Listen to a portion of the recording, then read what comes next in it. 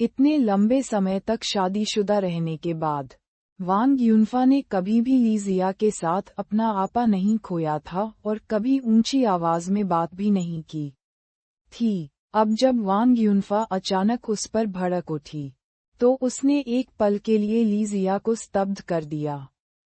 कुछ सेकंड के बाद वह अपने होश में वापस आई और वांग युनफा को कोसने से खुद को नहीं रोक सकी। ठीक है, वांग युनफा, तुम हृदयहीन हो। अब तुम इसका दोष मुझ पर कैसे डाल सकते हो? यदि तुम अतीत में बेकार नहीं होते और तुम्हारे पास कुछ बचत होती, तो क्या तुम्हें शादी करने के लिए अपना घर बेचना पड़ता? तुम्हारे पास कुछ भी नहीं था, तो मैं तुम्हारी चीजों पर नजर क्यों रखूंगा? वह आंगन तुम्हारा है, मेरा नहीं। मैंने इसे किसके लिए मांगा था? अब तुम मुझे दोष दे रहे हो। ली जिया ने डांटा और रोया। उसकी आंखों के काजल से काला तरल पदार्थ बहने लगा, जिससे उसकी हालत दयनीय हो गई। वांग युनफा पहले से ही घर को लेकर बहुत परेशान थे। अब जब ली जिया उसके कानों में चिल्ला रहा था, तो उसे लगा कि उसका सिर फटने वाला है। ठीक है, ठीक है, रोना है तो रो लो, चाहो तो डांट लो। वांग युनफा खड़े हुए और ली जिया को सोफे पर खींच लिया। वह उसके ऊपर से निकल गया और बिना पीछे देखे घर से निकल गया। ये देखकर ली जिया का डेसिबल स्कोर तुरंत 3 अंक बढ़ गया और वह रोने लगी। यह अज्ञात था कि क्या ऐसा इसलिए था क्योंकि वांग युनफा ने उस पर अपना आपा खो दिया था, या इसलिए कि विध्वंस शुल्क चला गया था। 1 सप्ताह बाद में मार्शल आर्ट स्कूल में 10 दिनों के बाद जियान ए की मांसपेशियां अपनी पिछली ताकत में समायोजित हो गईं। आज यांग जी ने जियान ए के प्रशिक्षण को मजबूत किया। घोड़े की स्थिति की अवधि 40 से 50 मिनट तक बढ़ गई। वजन दौड़ और मेढक कूद की संख्या 3 से बढ़ाकर 4 कर दी गई और वजन 5 से बढ़ाकर 8 किलोग्राम कर दिया गया। फिर भी जियान ए को पैरों में कमजोरी महसूस नहीं हुई जैसी कि उसे शुरुआत में महसूस होती थी। इसके बजाय उसे लगा कि वह अभी भी अपनी शारीरिक सीमा से बहुत दूर है।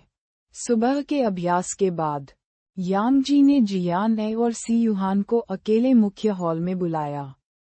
मास्टर, उन दोनों ने आदरपूर्वक कहा। यांग जी मुस्कुराईं और उन दोनों की ओर हाथ हिलाया। आओ और बैठो। वे दोनों सोफे के पास गए और बैठ गए। जब वे उसके बोलने का इंतजार कर रहे थे तो उनकी निगाहें यांग जी पर पड़ीं। यांग जी की नजर धीरे से दोनों बच्चों के चेहरों पर पड़ी और वह अपनी आंखों में प्रशंसा छिपा नहीं सका। सीयू, मैंने शुरू में सोचा था कि आपके पास बस कुछ बुनियादी आधार है, लेकिन इन दिनों आपको देखने के बाद मुझे एहसास हुआ कि आपकी मार्शल आर्ट कमजोर नहीं है। यह आपके सबसे बड़े वरिष्ठ भाई से भी ऊपर है। यू अभिव्यक्तिहीन था और उसने यांग जी की बातों से इनकार नहीं किया।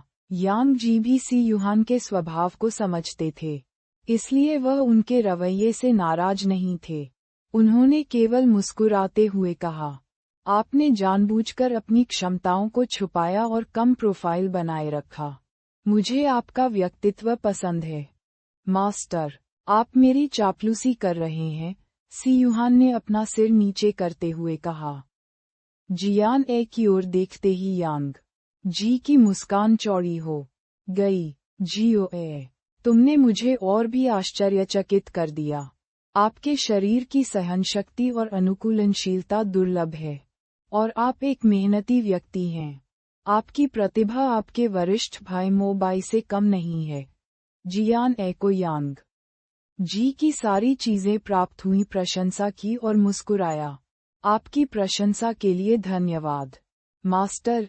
यांग जी ने सिर हिलाया और आगे बढ़ने से पहले एक पल के लिए रुके। तार्किक रूप से कोई केवल ये बता सकता है कि आप मार्शल आर्ट के लिए उपयुक्त हैं या नहीं, और 3 महीने के लिए स्कूल में प्रवेश करने के बाद आप किस प्रकार की मार्शल आर्ट में रुचि रखते हैं। हालांकि आप में से एक मार्शल आर्ट में अत्यधिक कुशल है और दूसरा प्रतिभाशाली है। इसलिए मैं नींव रखते समय आपको अन्य मार्शल आर्ट सीखने की योजना बना रहा हूँ। जियान ए की आंखें चमक उठीं। सच में, मास्टर, मैं वह हथियार चुन सकता हूँ जिसे मैं अभी सीखना चाहता हूँ। यांग जी ने हंसकर सिर हिलाया। यह सही है। आपकी प्रतिक्रिया को देखते हुए, क्या आपने पहले ही इसके बारे में सोचा है? जियान ए ने उत्साह से कहा, मैं छिपे हुए हथियारों के बारे में सीखना चाहता हूँ। छिपे हुए हथियार? जब यांग जी ने ये सुना, तो वह थोड़ा स्तब्ध रह गए। जब उसने प्रतिक्रिया व्यक्त की, तो वह अपना सिर हिलाने और हंसने से खुद को नहीं रोक सका। आप अजीब चीजों के बारे में सोचने के आदी हैं। जियान ए ने हंसते हुए यांग जी की ओर देखा और पूछा, मास्टर, हालांकि वे हथियार बहुत शक्तिशाली हैं, हम अब एक सभ्य समाज में हैं। कृपाण या तलवार बाहर ले जाना अच्छा नहीं है ना? जियान ने एक सप्ताह पहले सोच रही थी कि वह क्या सीखना चाहती थी। दूसरों ने अलग अलग चीजें सीखीं। उनके पास चाकू, भाले और लाठियां थीं, कई शैलियां थीं, लेकिन उनमें से किसी में भी जियान ए की रुचि नहीं थी। इसके अलावा, उसके पास प्राचीन संप्रदाय की मानसिक साधना तकनीकें थीं। इसलिए हथियार सीखने में ज्यादा उपयोग नहीं था। इसलिए इस पर विचार करने पर छुपे हुए हथियार ही सबसे सुविधाजनक और व्यवहारिक लगे। वह अपनी सुरक्षा के लिए कुछ छिपे हुए हथियार रख सकती थी और दूसरों के सामने मानसिक साधना तकनीकों का उपयोग करने से भी बच सकती थी। यह एक पत्थर से दो शिकार कर रहा था। हालांकि आदर्श कामुक थे, लेकिन वास्तविकता अन्यथा थी, क्योंकि यांग जी छुपे हुए हथियारों का इस्तेमाल करना नहीं जानते थे। यांग जी ने शांति से कहा, लॉन्गक्सिंग मार्शल आर्ट्स स्कूल में कभी भी कोई ऐसा शिष्य नहीं रहा जिसने छिपे हुए हथियार सीखे हों। इसलिए मुझे भी नहीं पता। जियान ए की मुस्कान फीकी पड़ गई और वह निराश हुए बिना नहीं रह सकी। ये कुछ ऐसा था जिसके बारे में वह कुछ दिनों से सोच रही थी। ठीक है फिर, जियान ए को लगा कि उसकी इच्छा विफल हो गई है और वह मूड में नहीं है। वह मार्शल आर्ट स्कूल में केवल अन्य हथियारों से ही खेल सकती थी। वह संभवतः अपनी कमर पर बड़ा चाकू लेकर बाहर नहीं निकल सकती थी। साफ शब्दों में कहें तो अन्य हथियार उसके बहुत काम के नहीं थे। ये देखकर यांग जी को जैसे कुछ सूझा और वह खड़ी हो गईं। एक क्षण रुकें, मैं अभी वापस आऊंगा। 10 मिनट बाद यांग जी हाथ में एक किताब लेकर मुख्य हॉल में लौटे। किताब लगभग 5 सेंटीमीटर मोटी थी। कवर नीला था और बहुत पुराना लग रहा था। ये काफी पुराना होगा। पन्नों के किनारे धूल गिरी हुई थी। जियान ए को किताब सौंपने से पहले यांग जी ने इसे झटक दिया। जियान ए ने इसे संदिग्ध अभिव्यक्ति के साथ प्राप्त किया और यांग जी की आवाज सुनी। ये किताब मुझे कुछ साल पहले मिली थी जब मैं किताबें साफ कर रहा था। यह अध्ययन कक्ष के कोने में एक बक्से के नीचे थी। यदि आप छिपे हुए हथियारों में रुचि रखते हैं, तो आप इसे वापस ले सकते हैं और उनका अध्ययन कर सकते हैं। वैसे भी, मैं नहीं जानता कि तुम्हें कैसे पढ़ाऊं। जियान ए ने सुना, और उसकी नज़र नीले कवर वाली किताब पर पड़ी। शब्द संप्रदाय के छिपे हुए हथियार दृश्य में आए। जियान ए के चेहरे पर खुशी भर गई, और वह तुरंत दिलचस्पी लेने लगी। वह लापरवाही से उसे पलटने लगी। इस पर शब्द पारंपरिक चीनी अक्षर थे। बहुत समय पहले किसी ने शायद इसे पीछे छोड़ दिया था। सामने छिपे हुए हथियारों के लिए कुछ बुनियादी प्रशिक्षण विधियां थीं। जितना अधिक वह पढ़ती गई, जियान ए की आंखें उतनी ही उज्ज्वल होती गईं। ऐसा इसलिए था क्योंकि उसे एहसास हुआ कि संप्रदाय के छिपे हुए हथियार के उत्तरार्ध में कुछ उत्कृष्ट छिपे हुए हथियारों की संरचना आरेख और उत्पादन विधियां शामिल थीं। ये चीजें जटिल और परिष्कृत दिखती थीं, जैसे प्राचीन मार्शल आर्ट युग के लोग उपयोग करते थे। मास्टर, क्या मैं ये किताब वापस ले सकता हूँ और पढ़ सकता हूँ? जियान स्पष्ट रूप से प्रसन्न था। जैसे ही वह बोली, उसकी तारों भरी आंखें चमक उठीं। यांग जी ने फीकी मुस्कान के साथ सिर हिलाया। मुझे नहीं पता कि क्या यह मेरे पूर्वज थे जिन्होंने ऐसी कोई किताब छोड़ी थी। हालांकि मेरी याद में लोंगक्सिंग में किसी ने भी छिपे हुए हथियारों का इस्तेमाल नहीं किया था। जब मुझे ये पुस्तक मिली तो मुझे भी बहुत आश्चर्य हुआ। यदि आपने आज अचानक छिपे हुए हथियार सीखने का जिक्र नहीं किया होता, तो मुझे डर है कि मैं इस पुस्तक के बारे में भूल गया होता। अगर तुम्हें ये पसंद आए तो मैं ये किताब तुम्हें दे दूंगा। आप इसे बिना शिक्षक के सीख सकते हैं या नहीं, यह आपकी क्षमताओं पर निर्भर करेगा। जियान ने तुरंत सिर हिलाया और सहमति व्यक्त की। धन्यवाद, मास्टर, मुझे ये बहुत पसंद है। ये देखकर यांग जी सी युहान की ओर मुड़ी और पूछा, सी यू, तुम्हारे बारे में क्या? आपकी क्या योजनाएं हैं? सी युहान ने केवल जियान को चुपचाप देखा और धीमी आवाज में उत्तर दिया, फिर मैं वरिष्ठ बहन के साथ छिपे हुए हथियारों का अध्ययन करूंगा। पिछले कुछ दिनों में उनकी बातचीत और समझ के माध्यम से यांग जी बता सकते हैं कि सीयू जियो के साथ रहेगा, चाहे कुछ भी हो। इसलिए यांग जी को आश्चर्य नहीं हुआ कि उन्होंने यह निर्णय लिया। ठीक है, चूंकि आपकी यह योजना है, मैं आपको उस प्रकार की मार्शल आर्ट सीखने के लिए मजबूर नहीं करूंगा जिसमें आपकी रुचि नहीं है। हालांकि अपनी सुरक्षा को प्राथमिकता देना याद रखें और खुद को चोट न पहुंचाएं, यांग जी ने कहा। जियान और सी युहान ने आज्ञाकारी ढंग से सिर हिलाया। जब वे मुख्य हॉल से बाहर आए तो बाहर इंतजार कर रहे अन्य लोगों ने उत्सुकतावश उन्हें घेर लिया। क्यूई वेई ने पहले पूछा, जूनियर सिस्टर, मास्टर ने आपसे क्या कहा? क्या आप महारत हासिल करने के लिए मार्शल आर्ट का एक प्रकार चुनने जा रहे हैं? निंग जेगसुआन ने उत्साहपूर्वक अनुमान लगाया। जियान मुस्कुराया और सिर हिलाया। फिर उसने किताब हाथ में उठाई।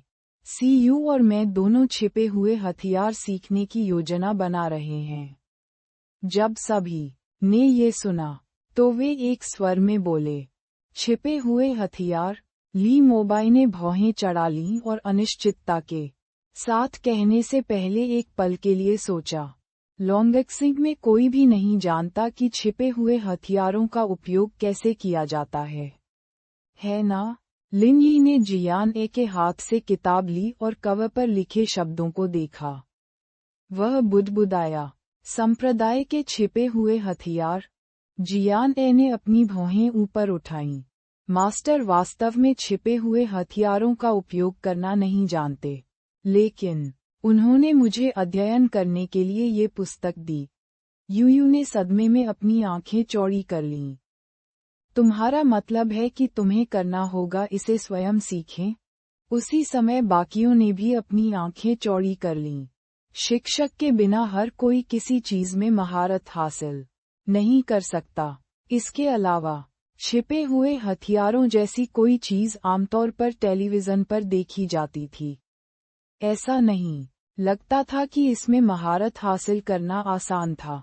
जियान ने इसे बहुत आत्मविश्वास से नहीं कहा। उसने केवल लापरवाही से कहा, वैसे भी मुझे इसमें काफी दिलचस्पी है। मैं इसे आजमाना चाहता हूँ। यदि यह काम नहीं करता है, तो मैं भविष्य में कुछ और सीखूंगा। किसी ने आपत्ति नहीं की, लेकिन जियान के अजीब विचार ने उन्हें चौंका दिया।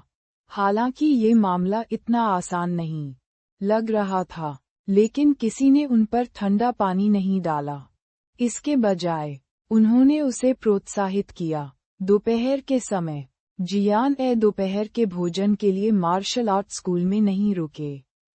इसके बजाय उसने साफ सुथरे कपड़े पहने और हाईचेंग जिले के बयून स्क्वायर के लिए टैक्सी ले ली। जब जियान ने एक उत्कृष्ट रूप से पुनर्निर्मित पश्चिमी रेस्तरां में पहुंची, तो जिस व्यक्ति से उसने मिलने की व्यवस्था की थी वह पहले ही आ चुका था। अंकल चेन, मुझे क्षमा करें, मुझे देर हो गई। जैसे ही वे मिले, जियान ने चेन लेई से माफी मांगते हुए कहा। चेन लेई ने काले रंग का सूट पहना हुआ था और वह पिछली बार की तुलना में और भी अधिक ऊर्जावान लग रहा था। वह खड़ा हुआ और जियान को देखकर मुस्कुराया। तुम्हें देर नहीं हुई, मुझे डर था कि मुझे देर हो जाएगी, इसलिए मैं थोड़ा जल्दी आ गया। उन दोनों को परिचित माना जा सकता है। न केवल उन्होंने कंपनियों के बीच एक सहकारी संबंध स्थापित किया था, बल्कि जियान को चेन लेई के घर पर रात्रिभोज के लिए भी आमंत्रित किया गया था। इसलिए उसने और कुछ नहीं कहा और बैठ गई। ऑर्डर देने के बाद चेन लेई ने जियान की ओर देखा और धीरे से कहा, यदि आपके पास कुछ है, तो आप कंपनी में मुझे ढूंढ सकते हैं। आपको इतनी परेशानी से गुजरने की जरूरत नहीं है और मुझे किसी रेस्तरां में चलने के लिए कहने की जरूरत नहीं है। अगर कोई और होता, तो चेन लेई यह नहीं कहते कि ऐसा करने के लिए उन्हें बहुत परेशानी का सामना करना पड़ा। ऐसा इसलिए था क्योंकि उसे लगता था कि वह जियान का दोस्त है और वे एक दूसरे को अपने जैसा मानते हैं। इसलिए जब वे बातचीत करते थे तो वह कम चिंतित और शांत रहता था। उसने जो भी सोचा वह कह दिया। जियान ने केवल एक उदासीन मुस्कान खींची और कहा, मैं अंकल चेन को बहुत लंबे समय से जानता हूँ, लेकिन मैंने आपको कभी भोजन नहीं कराया। ये बहुत हास्यास्पद है। चेन लेई को पता था कि वह शायद मजाक कर रही थी। वह केवल हंसा। आप कंपनी और स्कूल में व्यस्त हैं। अंकल चेन जानते हैं कि आप व्यस्त हैं। इसके अलावा हमारे बीच इतनी सारी सांसारिक चीजें नहीं हैं। चेन लेई की नजर में जियान चाहे कितनी भी सफल क्यों न हो, वह अभी भी एक बच्ची थी। उन्होंने कभी भी वयस्क दुनिया के पाखंड को जियान पर नहीं थोपा था। उन्होंने ये भी आशा व्यक्त की कि चूंकि जियान ने व्यापार जगत में कड़ी मेहनत की है, फिर भी वह बचकानी मासूमियत बनाए रखेगी। जियान ने आज्ञाकारी ढंग से सिर हिलाया। मुझे पता है, अंकल चेन, लेकिन आज मैं आपको भोजन कराने के लिए कुछ चीजों के बारे में आपसे बात करने का अवसर ले रहा हूँ। अंकल चेन, मुझे एक जटिल व्यक्ति मत समझो। चूंकि आप हमारे बारे में बात कर रहे हैं, तो हम भोजन के लिए क्यों नहीं बैठ सकते? उसके स्वर में व्यंग्यपूर्ण दोषारोपण का संकेत था, और चेन लेई के पास आत्मसमर्पण में हाथ उठाने के अलावा कोई विकल्प नहीं था। ठीक है, अंकल चेन एक तिल का ताड़ बना रहे हैं। चेन लेई मेज पर रखी कांच की केतली उठाई और जियान के लिए एक गिलास पानी डाला। फिर उसने विषय बदल दिया और पूछा, मुझे बताओ, तुम मुझे क्यों ढूंढ रहे हो? क्या ये कंपनी के बारे में है? जियान ने गिलास लिया और सिर हिलाया। वह सीधे मुद्दे पर आए। मेरी कंपनी ने अभी अगले नए प्रोजेक्ट की पुष्टि की है, और मैं अंकल चेन से बात करना चाहता था कि क्या हमें सेंचुरी ग्रुप की मदद मिल सकती है। मदद करना? चेन लेई ने किसी कारण से अपनी आंखें झपकाईं, जैसे कि उसे समझ नहीं आया कि जियान का क्या मतलब है। उन्होंने पूछा, मैं कैसे मदद कर सकता हूँ? मुझे बताओ। जियान ने भौहें चढ़ा ली और धीरे से कहने से पहले एक पल के लिए सोचा। हमने बयून शहर के पश्चिमी उपनगरों में 6 लाख वर्ग मीटर से अधिक भूमि का एक परित्यक्त टुकड़ा खरीदा। हम बयून शहर में पहला बड़ा आउटडोर मनोरंजन पार्क बनाने की योजना बना रहे हैं। एक मनोरंजन पार्क बनाएं? ये सुनकर चेन लेई चौंक गए। वह अपनी आंखें चौड़ी किए बिना नहीं रह सका। हालांकि वह ईस्ट सी रियल एस्टेट के इन लोगों की प्रशंसा किए बिना नहीं रह सका। उनमें परियोजना निवेश की गहरी समझ थी। उनका सेंचुरी ग्रुप वर्षों से रियल एस्टेट विकास पर काम कर रहा था, लेकिन ये केवल आवासीय क्षेत्रों से ही परिचित था। उन्होंने शायद ही कभी अन्य परियोजनाओं की कोशिश की। अच्छे शब्दों में कहें तो यह एक स्थिर लड़ाई थी। स्पष्ट रूप से कहें तो वह जहां था वहीं रहकर संतुष्ट था और उसमें कुछ नया करने का साहस नहीं था। जियान ए के ईस्ट सी रियल एस्टेट को स्थापित हुए कुछ ही महीने हुए थे। पहली परियोजना उत्तर में पहला 6 सितारा होटल थी और दूसरी परियोजना बइयुन शहर में पहला बड़ा आउटडोर मनोरंजन पार्क थी। चेन लेई ने इस साहसिक उद्योग दृष्टि और निवेश की प्रशंसा की और उससे ईर्ष्या की। हालांकि जियान ए स्वाभाविक रूप से चेन लेई की मनोवैज्ञानिक गतिविधियों का अनुमान नहीं लगाएगा। उसने केवल धीरे से सिर हिलाया। इस परियोजना के लिए होटल परियोजना की तुलना में अधिक जनशक्ति की आवश्यकता है। हालांकि हमारी कंपनी निर्माण विभाग का विस्तार करने के लिए कड़ी मेहनत कर रही है, लेकिन अब निर्माण विभाग में 400 से भी कम लोग हैं।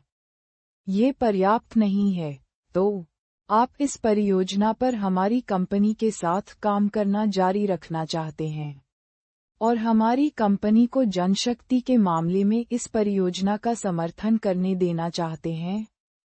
चेन लेई ने पूछा। जियान ए ने इनकार किए बिना सिर हिलाया।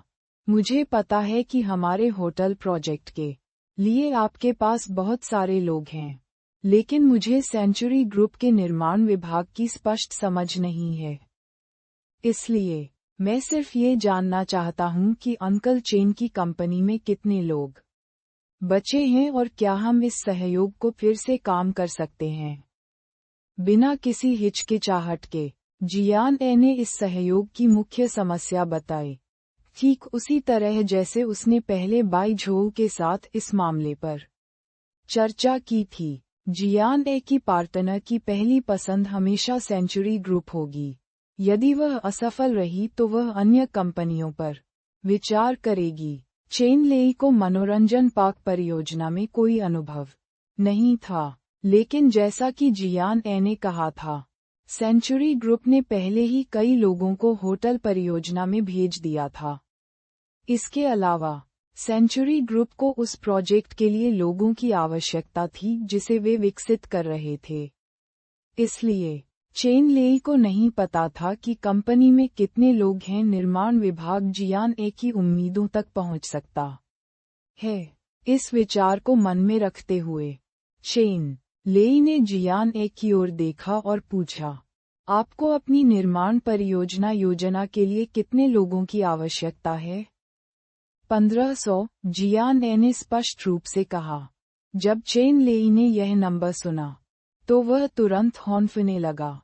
1500 लोगों के साथ एक निर्माण परियोजना। यह मनोरंजन पार्क कितना बड़ा था? चेन लेई के पास 6 लाख वर्ग मीटर से अधिक क्षेत्रफल की अवधारणा थी। लेकिन वे इस मनोरंजन पार्क का निर्माण कैसे करेंगे? क्या इसके लिए सचमुच 1500 लोगों की आवश्यकता थी? मानो चेन लेई के संदेह का अनुमान लगाते हुए जियान ए ने समझाया, यह न केवल बइयुन शहर का पहला बड़ा आउटडोर मनोरंजन पार्क होगा। मेरा लक्ष्य इसे चीन का सबसे अच्छा मनोरंजन पार्क बनाना है। ये राजधानी के मनोरंजन पार्क से भी बेहतर होगा। वर्णन करने के लिए फैंसी शब्दों का उपयोग किए बिना जियान ए ने हर चीज का वर्णन करने के लिए सर्वश्रेष्ठ शब्द का उपयोग किया। हालांकि उसे आश्चर्य हुआ, लेकिन उसके सामने इस किशोर लड़की में इतनी निर्भीकता थी कि बार बार उसने उसे आश्वस्त किया। जब उन्होंने पिछली बार 6 सितारा होटल परियोजना के बारे में सुना, तो उन्हें भी ऐसा ही लगा। थोड़ी देर बाद चेन लेई को होश आया और उसने धीरे से सिर हिलाया। आपकी कंपनी के पास अब 300 से अधिक लोगों की निर्माण टीम है। दूसरे शब्दों में, मुझे अपनी ओर से कम 1000 लोगों की आवश्यकता है। यह सही है, जियान ए ने कहा।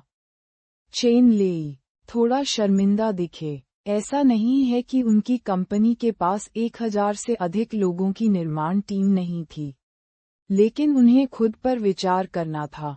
यदि उसने जियान ए को 1000 से अधिक लोगों को दिया, तो उसे सेंचुरी ग्रुप की परियोजनाओं में कटौती करनी होगी। आखिरकार, यह मनोरंजन पार्क परियोजना एक बहुत बड़ी परियोजना थी जिसे एक दिन में पूरा नहीं किया जा सकता था। यदि उन्होंने 1000 से अधिक निर्माण श्रमिकों को ईस्ट सी रियल एस्टेट में स्थानांतरित किया, तो इसका मतलब था कि इस परियोजना में 2 से 3 वर्षों के लिए 1000 से अधिक लोग शामिल होंगे। इस विचार को मन में रखते हुए चेन लेई ने आह भरी और जियान ए की ओर देखा। जियो ए, अंकल चेन आपको सच बताएंगे और समारोह में खड़े नहीं होंगे। जियान ए ने गंभीरता से सिर हिलाया और सुनने की मुद्रा बनाई। जब चेन लेई ने ये देखा, तो उन्होंने आगे कहा, बैयून शहर में केवल कुछ मुट्ठी भर रियल एस्टेट कंपनियां हैं और निर्माण विभाग में 1000 से अधिक लोग हैं।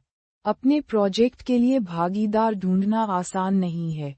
अंकल चेन के सेंचुरी ग्रुप के पास निर्माण विभाग में पर्याप्त जनशक्ति है, लेकिन हमने आपके होटल प्रोजेक्ट के लिए पहले ही 400 लोगों को भेज दिया है। सेंचुरी ग्रुप की अपनी परियोजनाओं के अलावा अब लगभग 1000 निर्माण श्रमिक अन्य परियोजनाओं पर काम कर रहे हैं। कंपनी में अब लगभग 1000 लोग बिना प्रोजेक्ट के हैं, लेकिन अगर आप चाहते हैं कि मैं इन सभी लोगों को आपके पास भेजूं, तो मुझे डर है कि मैं ऐसा नहीं कर पाऊंगा।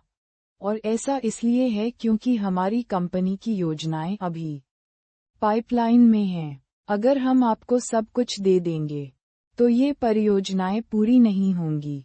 क्या आप अंकल चेन की कठिनाइयों को समझते हैं? चेन लेई ने इसे स्पष्ट कर दिया। उनका शायद मतलब ये था कि कंपनी में लोग थे अब, लेकिन वह उन सभी को जियान ए को नहीं दे सका। जियान ए समझ गया कि चेन लेई का क्या मतलब है और उसने समझ में सिर हिलाया। हालांकि उसने और बाई झोउ ने लंबे समय से ऐसी स्थिति की उम्मीद की थी और एक समाधान के बारे में सोचा था। अंकल चेन, क्या आपको लगता है कि यह ठीक है?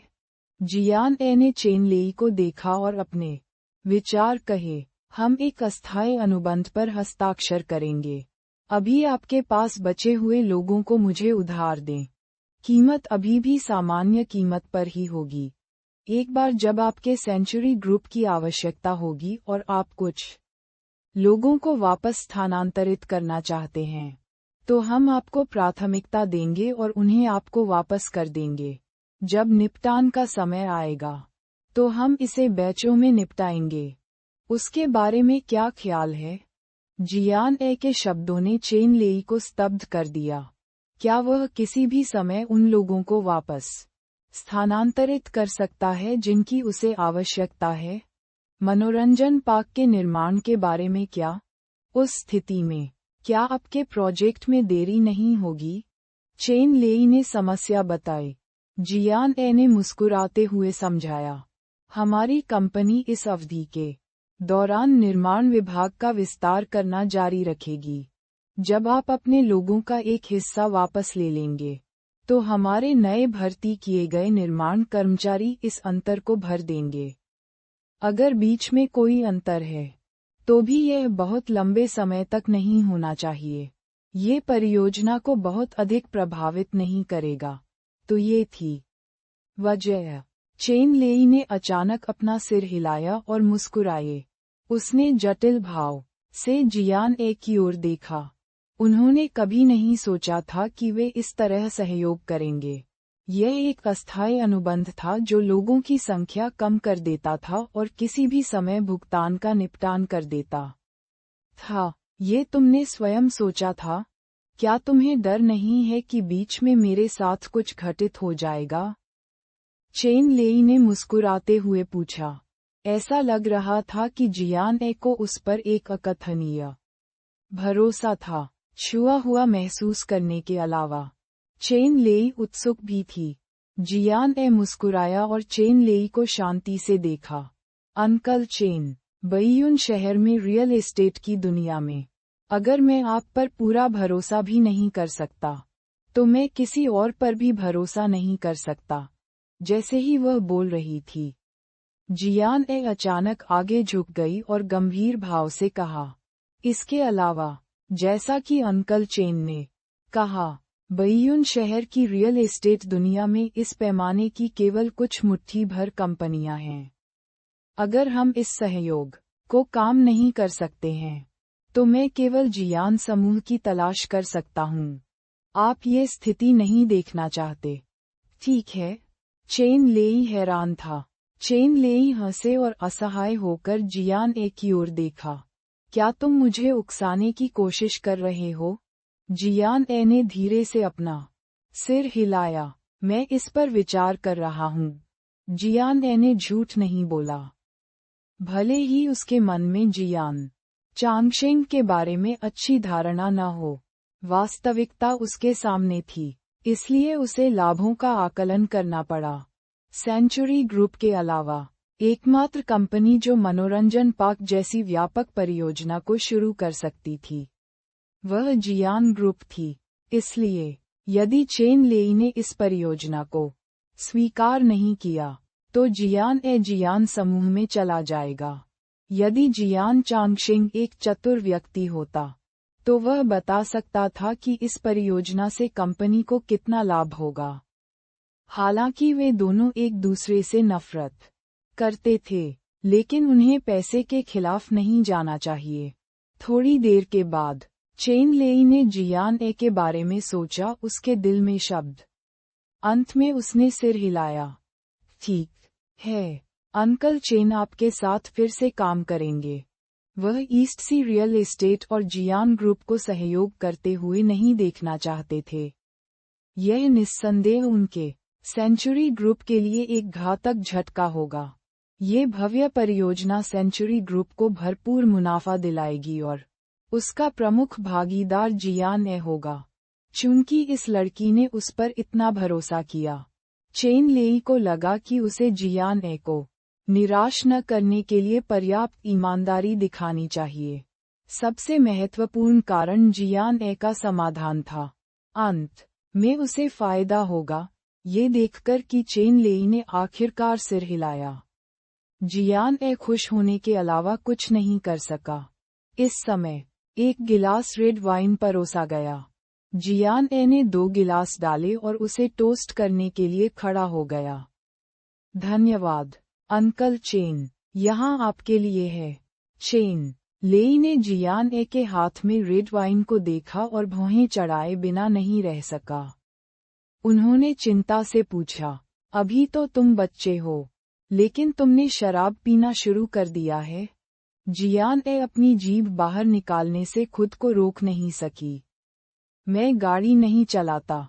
इसके अलावा मुझे अंकल को ऐसी खुशी के लिए टोस्ट भी देना चाहिए। चेन लेई ने कुछ नहीं कहा और केवल असहाय मुस्कान के साथ सिर हिलाया। उसका बेटा अक्सर शराब पीता था, जब तक वे बहुत ज्यादा नहीं पीते थे। यह कोई बड़ी बात नहीं थी। उन दोनों ने अपना गिलास उठाया और एक घूंट लिया। वे अस्थायी रूप से एक सहयोग पर पहुंच गए थे और दोनों कंपनियों की टीमें बैठकर विवरण पर चर्चा करेंगी। हालांकि पिछले सफल सहयोग के साथ जियान ए को इस बारे में चिंता नहीं थी।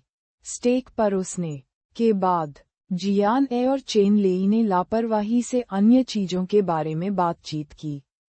बातचीत करते समय उन्होंने चेन किडोंग के बारे में बात की। जियान ए हैरान था। उसने चेन लेई की ओर देखा और पूछा, आपने कहा था कि उसने हाल ही में एक बार में किसी से लड़ाई की थी और उसे अस्पताल में भर्ती कराया गया था। ऐसा नहीं था कि जियान ए ने बहुत ज्यादा सोचा था, लेकिन उसने सहज रूप से इस मामले को उसके बारे में जो कुछ हुआ था उससे जोड़ दिया। चेन लेई ने आह भरी और सिर हिलाया। छुट्टियों के दौरान मैंने कभी उसकी ज्यादा परवाह नहीं की। बास्केटबॉल के लिए बाहर जाना और छात्रों के साथ सभा करना आम बात है। पहले कभी कोई लड़ाई नहीं हुई थी। कौन जानता था कि पहली बार ऐसा हुआ था कि यह इतना गंभीर होगा? जियान ए ने ध्यान से पूछा, अंकल चेन, क्या आप जानते हैं कि यह कौन सा बार था? चेन लेई ने जियान ए का पूछताछ वाला स्वर नहीं सुना और केवल लापरवाही से कहा, ये पास की एक बार स्ट्रीट पर है। इसे म्यूज कहा जाता है। जियान ए। चेन लेई ने आगे कहा, इसके अलावा घायलों में से एक गवर्नर लियाओ का बेटा था, जो किडोंग का सहपाठी भी है। कियू समूह का सबसे छोटा बेटा भी अंदर है। वे सभी बैयुन शहर के प्रसिद्ध लोग हैं। जियान ने जितना अधिक वह सुनती, उतनी अधिक शर्मिंदा होती जाती। जियान ए खांसी के अलावा कुछ नहीं कर सका। वह केवल ये जानती थी कि जी हाओयू की बहन और जी हाओयू के दोस्त का भाई घायल हो गए थे। अप्रत्याशित रूप से अंकल चेन के बेटे और लियाओ बो भी घायल हो गए। हालांकि लियाओ बो के साथ उसकी केवल एक बार नाखुश मुलाकात हुई थी। जियान ए को याद था कि वह गवर्नर लियाओ का बेटा था। यह एक चमत्कार था कि उसका बार अभी तक बंद नहीं हुआ था। अपने दिल में संघर्ष करने के बाद जियान ए धीमी आवाज में उसे याद दिलाने के अलावा कुछ नहीं कर सकी। अंकल चेन, क्या आपको नहीं लगता कि यह म्यूज बार थोड़ा परिचित लगता है? जब चेन लेई ने ये सुना, तो उसने बेवजह अपनी आंखें झपकाईं। जियान ने अपने होंठ भींचे और शर्मिंदगी से मुस्कुराई। इसके बारे में सोचो, क्या तुमने ये नाम पहले सुना है? चेन लेई को नहीं पता था कि जियान ए ने अचानक ऐसा क्यों कहा, लेकिन उन्होंने आज्ञाकारी रूप से इसके बारे में सोचा। थोड़ी देर बाद चेन लेई को कुछ सूझा। उसने अचानक अपनी आंखें चौड़ी की और जियान ए की ओर देखा। क्या यह म्यूज बार हाल ही में नीलाम नहीं हुआ? आपने इसे खरीदा? ये देखकर कि चेन लेई को याद आया, जियान ए ने शर्मिंदगी में सिर हिलाया। यह वही है। इसके अलावा मुझे लड़ाई के बारे में पता है। मैं उस रात अस्पताल भी गया था, लेकिन कुछ आपात स्थिति के कारण मैं कई घायल लोगों को देखने से पहले ही चला गया। जियान ए ये पूछने से खुद को नहीं रोक सका, तो क्या चेन किडोंग ठीक है? जियो ए। हालांकि इससे पहले कि चेन लेई उत्तर दे पाता, जियान ए के पीछे से अचानक एक प्रश्न आया। जियान ए की अभिव्यक्ति स्तब्ध हो गई। वह पीछे मुड़ी और वांग युनजोंग को भूरे रंग के सूट में उसके कुछ ही पीछे देखा। उसके बगल में जू कियान थी, जिसने गाढ़ा मेकअप किया हुआ था और उसकी बांह पकड़ रखी थी। जियान ए ने तुरंत अपनी आंखें उसके दिल में घुमाईं। क्या बैयुन शहर चीन का तीसरा सबसे बड़ा शहर नहीं था? उसे ऐसा क्यों महसूस हुआ कि वह एक कुएं के आकार की जगह पर रह रही थी? वह जहां भी जाती थी, उन लोगों से मिल सकती थी जिनसे वह मिलना नहीं चाहती थी। ये दूसरी बार था जब वह बाहर अन्य लोगों के साथ खाना खाते समय वांग युनजोंग से मिली थी। आखिरी बार भाई वू बी के साथ वानबाओ जिले में एक जापानी दुकान पर था। जियान ए के दिल में वांग युनजोंग उन लोगों की रैंकिंग में जी हाओयू के साथ पहले स्थान के लिए प्रतिस्पर्धा कर सकती थी जिन्हें वह नहीं देखना चाहती थी। जियान ए ने सतह पर अपना तिरस्कार नहीं दिखाया। आखिरकार अंकल चेन मौजूद थे। अंकल, जियान ए ने उदासीनता से बुलाया। वांग युनजोंग के चेहरे पर मुस्कान थी। जियान ए की आंखों में वह मुस्कान विशेष रूप से भयानक थी। वह नहीं जानती थी कि वांग युनजोंग मुस्कुराएगा। क्या आप किसी दोस्त के साथ खाना खा रहे हैं? वांग युनजोंग आगे बढ़े और उनके चेहरे पर मुस्कुराहट से पूरी तरह से अनभिज्ञ लग रहे थे जिसने जियान ए को असहज कर दिया था।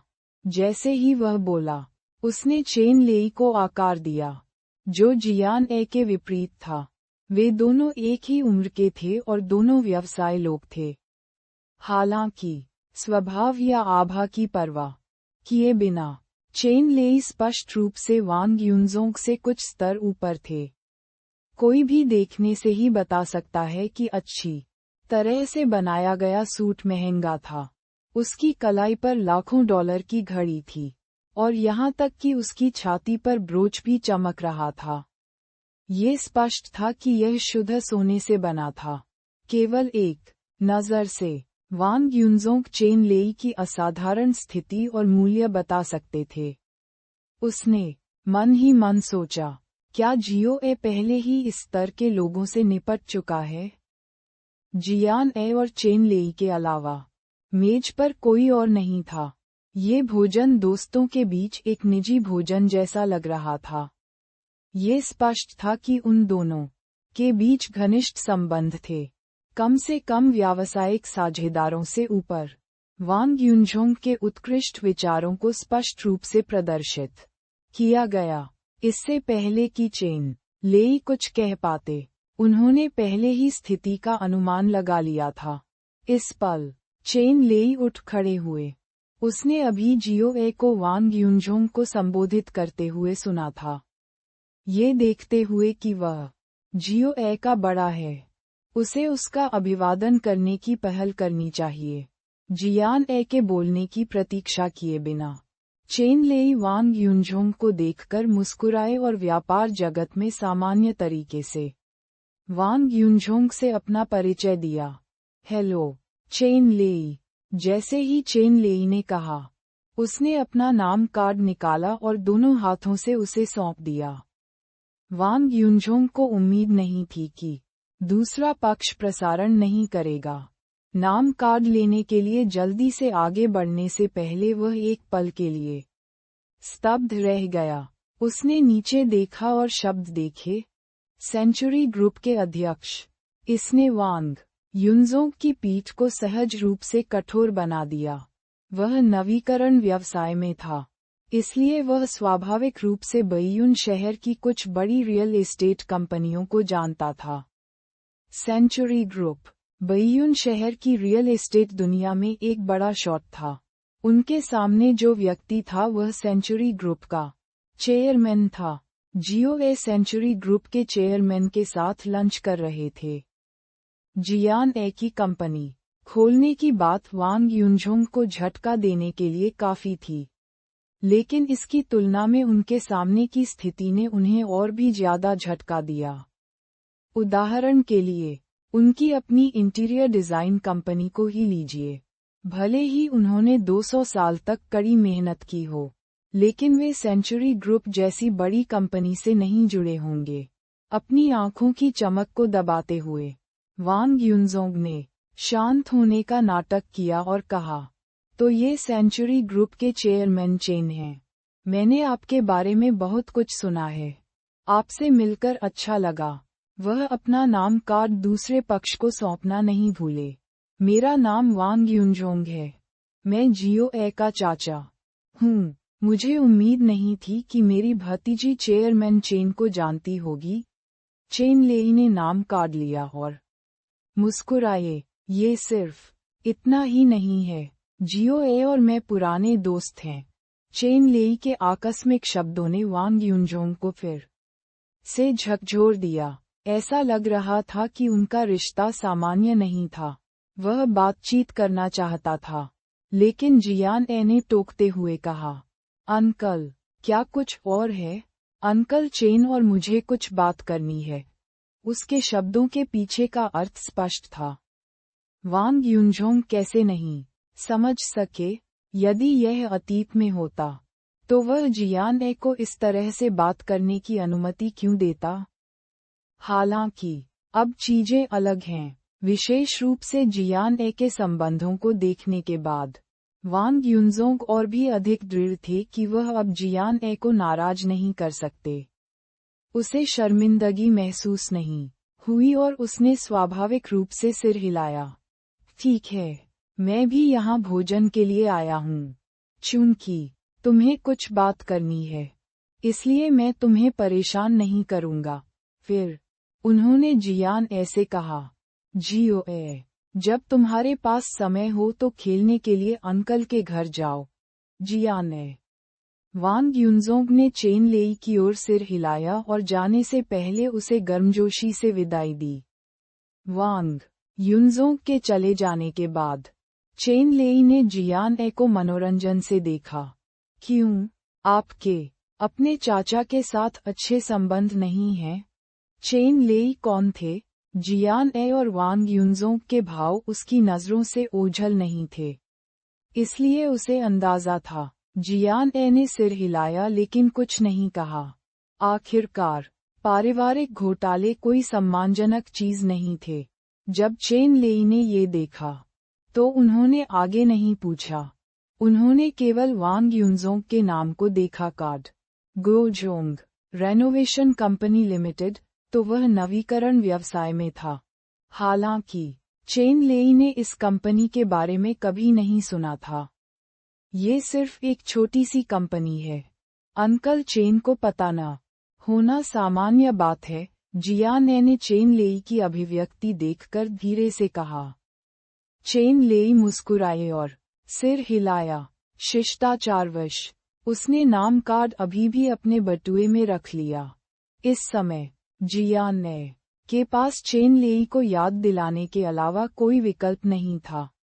अंकल चेन, अगर मेरे चाचा एक दिन आपकी तलाश करेंगे तो नर्म दिल मत बनो और मेरी वजह से उनसे कुछ भी वादा मत करो। मैं पहले चीजें स्पष्ट कर दूंगा। अगर इससे कोई नुकसान होता है तो मैं जिम्मेदार नहीं होऊंगा। जियान ए के अचानक बदसूरत शब्दों ने चेन लेई को झकझोर दिया। वह अपने होश में वापस आया और हंसने के अलावा कुछ नहीं कर सका। कोई रास्ता नहीं, वह मुझे ढूंढने की पहल करेगा। उन दोनों की मुलाकात सिर्फ एक बार हुई थी। दूसरे पक्ष को उससे इतना परिचित नहीं होना चाहिए, है ना? अगर वे सहयोग करना चाहते हैं तो भी उन्हें जियो ए के माध्यम से बात करनी चाहिए, है ना? जियान ए ने अपने होठों को सिकोड़ लिया और उसके चेहरे पर एक जटिल अभिव्यक्ति थी। हालांकि मैं अपने चाचा के बारे में ज्यादा नहीं जानता, लेकिन ऐसा लगता है कि वह कोई ऐसा व्यक्ति होगा जो ऐसा कुछ करेगा। वैसे भी मैंने तुम्हें याद दिला दिया है। जियान ए ने आखिरकार पलकें झपकाईं, जैसे कि यह अब उसका व्यवसाय नहीं था। जब चेन लेई ने ये देखा तो उनकी मुस्कान गहरी हो गई। ठीक है, अंकल जानते हैं। हालांकि उनके आकार की कंपनी को देखते हुए मुझे डर है कि मैं उन्हें सहयोग करने का मौका नहीं दूंगा। जियान ए ने कंधे उचकाए। मुझे भी ऐसा लगता है, लेकिन कोई पूर्णता नहीं है। अगर कुछ हो गया तो क्या होगा? चेन लेई ने मुस्कुराते हुए कहा, अगर कुछ भी हुआ तो मैं उसे लात मारकर वापस तुम्हारे पास भेज दूंगी।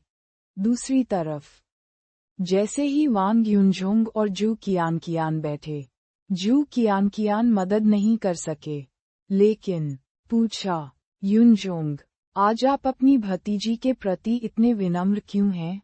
वांग युनजोंग ने जियान ए से कई बार बाहर मुलाकात की थी और जू कियान मूल रूप से मौजूद थे। उसने वांग युनजोंग को इस तरह कब देखा था? मैं था। वांग युनजोंग को जू कियान के सामने एक पुरुष की छवि बनाए रखने के लिए अभी भी कड़ी मेहनत करनी पड़ी। वह तुरंत भड़क गया और इसे स्वीकार करने से इनकार कर दिया। हाँ, तुम पहले से बिल्कुल अलग थे। जू कियान को याद आया कि वांग युनजोंग को उसकी दो बहनें पसंद नहीं थीं और उसके मन में अपनी भतीजी के लिए कोई भावना नहीं थी। इसके अलावा वांग युनजोंग ने ये भी कहा था कि दोनों परिवार शायद ही कभी एक दूसरे से मिलते हों। वांग युनजोंग स्वाभाविक रूप से जियान ए के बारे में बुरा बोलना जारी नहीं रखेंगे, लेकिन वह जू कियान को यह नहीं बता सकते थे कि उनका रवैया बदल गया है क्योंकि उनकी बहन का परिवार अमीर था।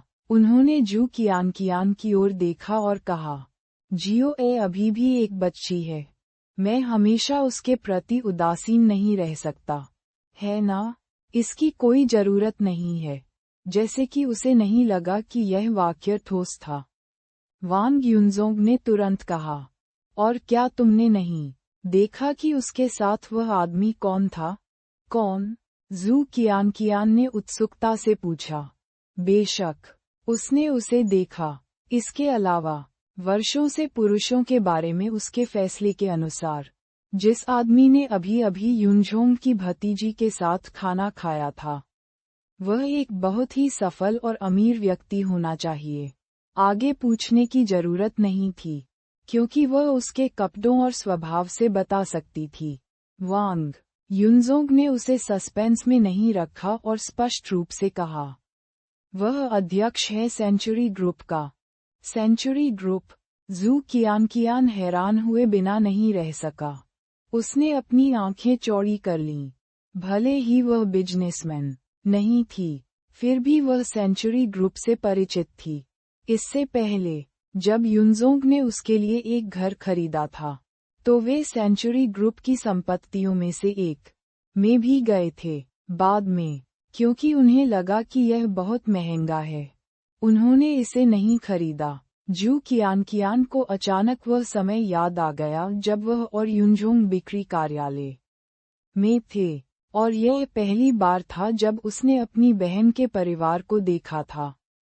हालांकि, दूसरे विचार पर, जू कियान थोड़ा स्तब्ध रह गया।